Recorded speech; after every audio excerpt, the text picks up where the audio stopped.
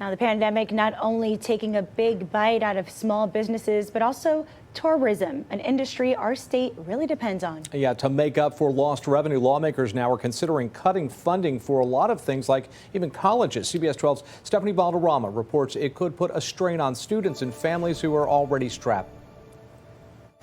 For the first time in years, the cost of tuition in Florida could increase. And while Florida does have some of the lowest cost of higher education in the country, at least one student and two lawmakers that I spoke with agree that it wouldn't be right to pass the cost on to students. Alexia Thompson is a freshman at Florida Atlantic University. She's a full-time student with two part-time jobs. It's what she has to do in order to accomplish her goals of becoming an occupational therapist. You mentioned that you pay your own tuition? I do. So I just take half of my paycheck to either pay off my tuition and then do like half my own money and then half loans.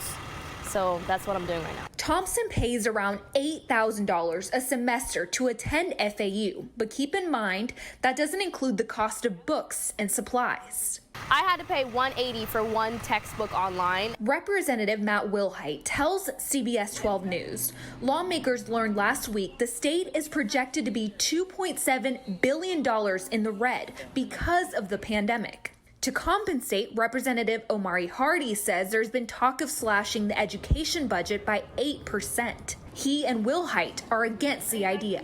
Yes, we're facing a budget deficit.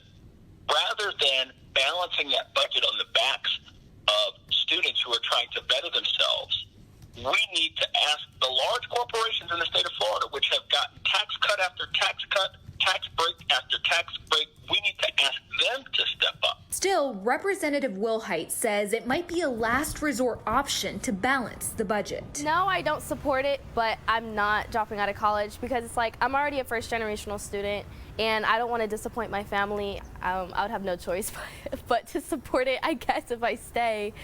Thompson believes that increasing the cost of tuition is only going to deter more people from getting a higher education. I asked her what she would do if tuition does increase, and she says that she would have to lower her hours at school and increase her hours at work. Stephanie Valderrama, CBS 12 News.